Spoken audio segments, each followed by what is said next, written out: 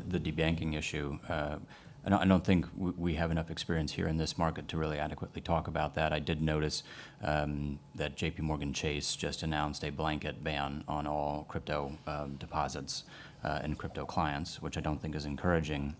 But at least my reaction to what I've seen or been hearing is that it is more driven by banks themselves making those decisions, whereas in the United States, I think there's a strong suspicion that it is actually being driven by the regulators telling the banks that they are not allowed to bank crypto businesses. But I think it's important that legal businesses, regulated businesses, do have access to financial services. And again, these, in the most cases, these are deposit accounts, right? This is not a lending activity. It's not a credit risk for the bank. There are examples in the United States where we can't even send founders a check for our investment because they can't get a bank account. I mean, that's ridiculous.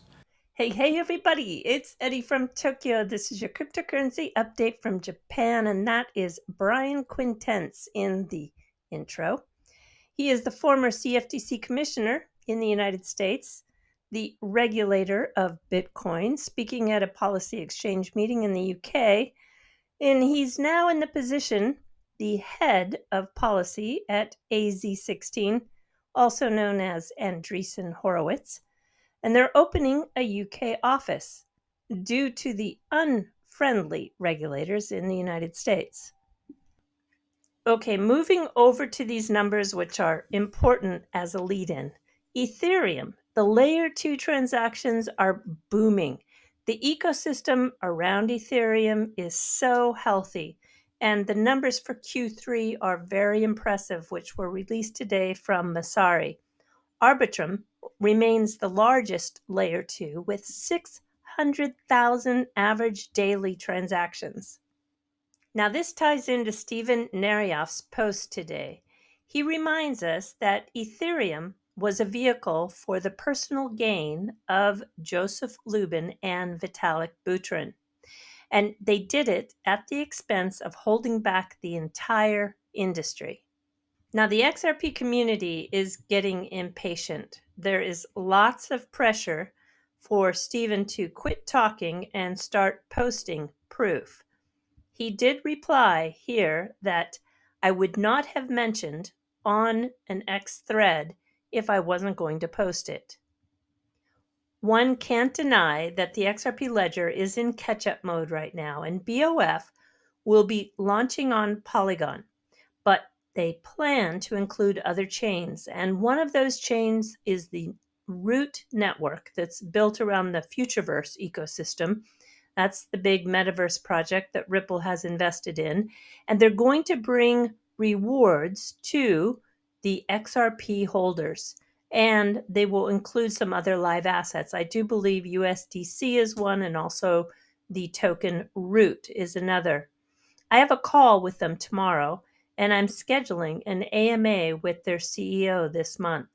So, should you wish to participate in their beta test, you want to join their waitlist, bof.xyz.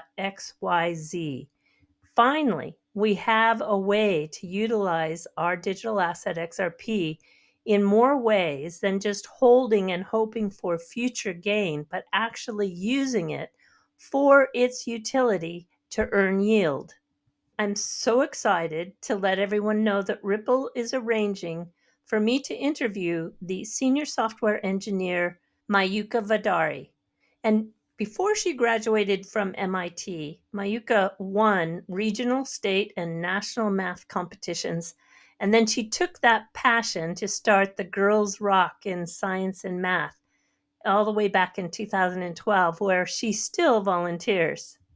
Now, she co-authored the XLS 38, and this is bringing the Ethereum virtual machine to the XRP ledger through a bridge. And this bridge is going to be, I think, world-changing for the XRP ledger. It's going to allow the XRP ledger to be competitive with all of those EVM chains that currently are growing like crazy. And there's another EVM chain that I think most everyone knows about that's going to also bring more utility for the digital asset XRP, and that's Flare Networks. They're doing it with their F assets. Please listen to this short clip that was just recently put up by Expector, where you'll understand the process to get live with that utilization.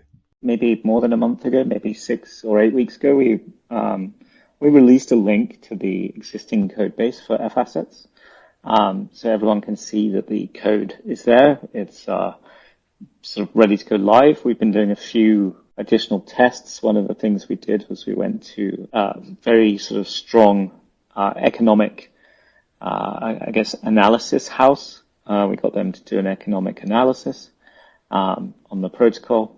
That came out very well. I believe their first statement was, "This is extremely elegant." So it was, we're taking it slow because, this F assets, A, it's a core product, but B, if it's successful, people will be putting potentially, big chunks of their bags through it. I feel incredibly, humbled by that thought, but at the same time, a deep need to get it right and get it right, without hiccups. So as I said, we've been taking it slow. The code base is there. We'll be launching it on Coston. Do that first in testnet, then we'll move it onto Songbird, and then we'll move it onto Flare.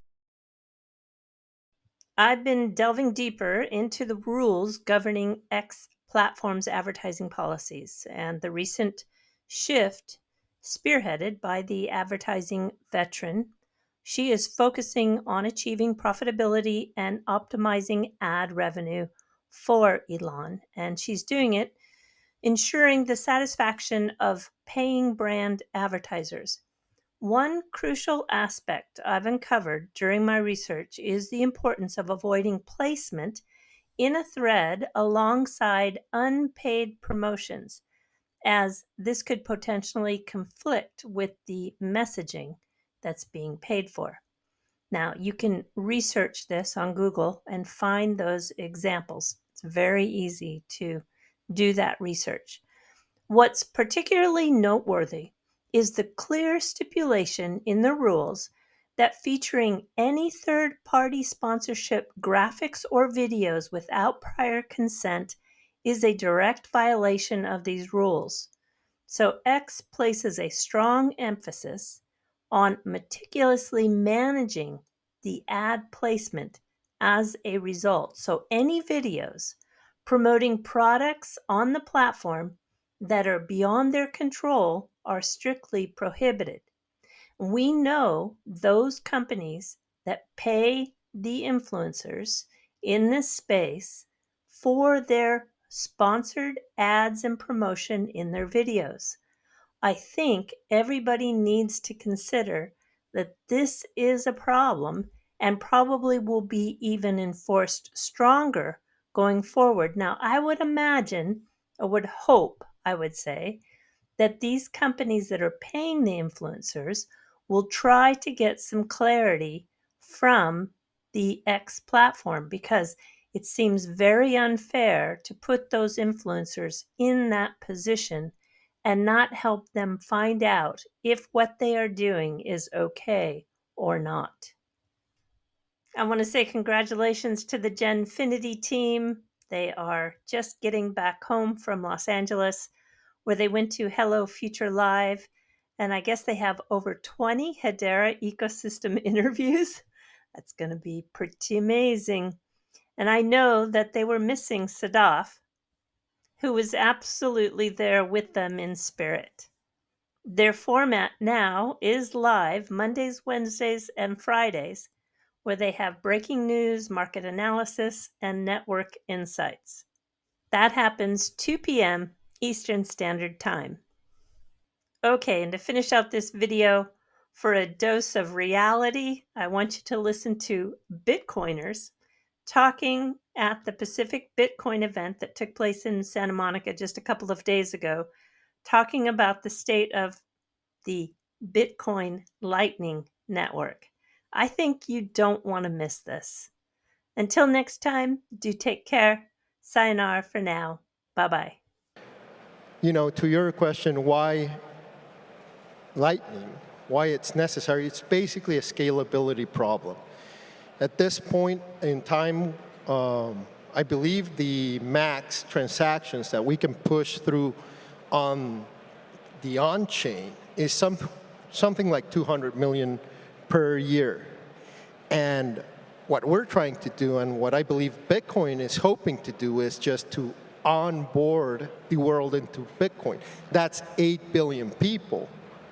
You can't route transactions for 8 billion people on 200 transactions per year. If we cannot get Lightning to be capital efficient, if those Bitcoin on the Lightning network don't keep moving at very high velocity, Lightning is not going to be able to compete with, RTGS systems, traditional payment rails, other L1s. And so I believe Bitcoin is the best technology, but again, it's not inevitable. And so if we want Bitcoin and Lightning to succeed, we also need to focus a lot on the unit economics. How do we make Lightning dirt cheap, highly available, easy for developers to build on, and really bring it head-to-head with every other possible alternative on the market? Transactions on Lightning might be cheap, the routing is low cost, but what about that precious Bitcoin that's been locked in channels? That's super expensive, right? So Bitcoin is one of the most valuable assets out there, and taking my Bitcoin and locking it into all these channels, I really need to put it to use. I often use this analogy of ride sharing, right? So when Uber or Lyft would launch in a new city, they would subsidize drivers to just sit there and wait. You would open your app, and voila, the car would show up in 5 minutes.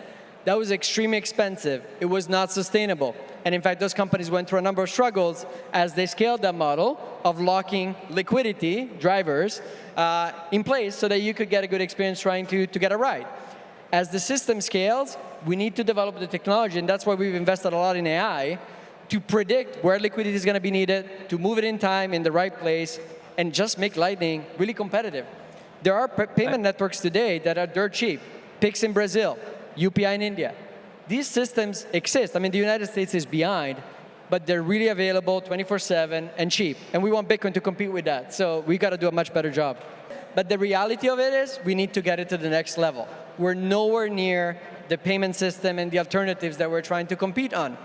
Again, Bitcoin and Lightning are not inevitable. We need to build better user experience, better developer experiences, better tools for enterprises really to start using this, custodial, non-custodial, all the different flavors so that Bitcoin and Lightning can really succeed. And just for everyone in the audience, when we're talking about channel rebalancing, which is a huge, it takes a lot of time if you're not using some kind of automated system. As you're pushing, sats through a channel, all the sats end up on one side. It's like beads on a string, and then you have to figure out a way through other channels to basically rebalance it so that you can accept or send payments as needed. So it's a constant challenge. And if you're not using some kind of system, you have to go through every single day and okay, where am I? How am I doing? And then you're playing this Tetris game and you're moving stuff around, you're optimizing.